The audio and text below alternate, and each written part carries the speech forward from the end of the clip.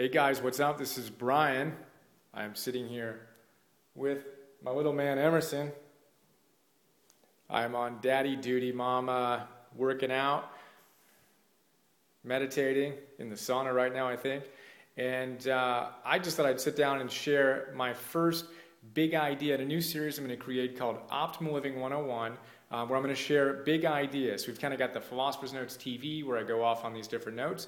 What I want to do is just find a really cool rhythm, sharing these ideally daily, and just some of my favorite big ideas and really compact, simple mini videos, and go from there. And the first one that I want to share is on one of my favorite ideas, which is intrinsic versus extrinsic motivation.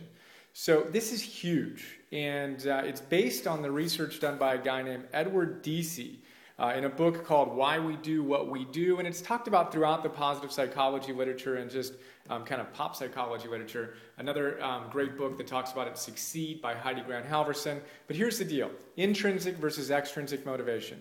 Now, extrinsic motivation is basically what our society is all set up around. We want to get wealthy, we want a lot of money, we want to be famous, and we want to be hot. It's essentially what our society is aiming toward. It's what we reward. It's celebrity culture, et cetera, et cetera, et cetera. Now, unfortunately, what we know scientifically is that if you're oriented toward money, fame, and beauty, you're going to be less psychologically stable than if you have intrinsic motivators like having deeper, meaningful relationships, personal growth, and making a contribution to your community.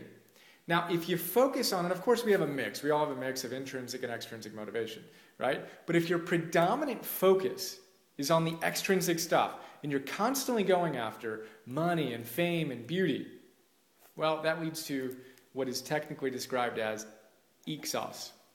You're going to be less psychologically stable. And the researchers talk about the fact that, and this again is right out of this book, in this note, that even if you think you're going to succeed, or even if you are succeeding in pursuing these extrinsic motivation factors, you're going to be less psychologically stable, less happy, less content than people who are seeking meaningful relationships, personal growth, and community contributions. That leads to contentment, joy, bliss, enthusiasm, wonderful things. So take a look at what's motivating you. Are you more driven by the extrinsic stuff, which tends to get us all stressed out, and the exhaust, or are you taking time to really be present with your family, deep in meaningful relationships with your friends, growing as a human being, investing in yourself, and making a contribution? Now, this contribution thing doesn't mean I'm going to change the world and I'm going to be on Oprah. Oops, we just went from a contribution to, I really want to be famous, if I'm honest about it. Well, that's going to get you in trouble. You're going to be less psychologically stable. Just be simple. Open the door for people behind you at the movie theater. You know, help someone out in the checkout line at the grocery store. Call your mom and tell her you love her. Like, there's so many different things you can do to make a contribution. And when we focus on truly making a contribution, we're going to have the immediate benefit of feeling better. And the irony is that as we do that, a lot of these things tend to take care of themselves. Again, focus on the meaningful relationships, growing as a human being, and making simple contributions and giving your gifts to the world. And you will orient more toward intrinsic motivation versus extrinsic. And my hunch is you, like me, will experience a much higher and consistent level of happiness, joy, and all that other awesomeness. So there you go. There's a quick look. First little big idea, Optimal Living 101, intrinsic versus extrinsic motivation.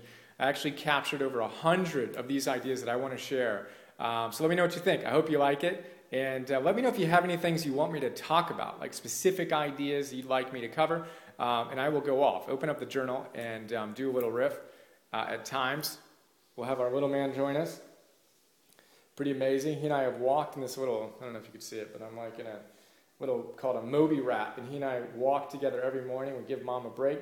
And we've walked, I think, over, definitely over 150 miles in the first 5 weeks. I think we're approaching over 175, maybe even 200 miles.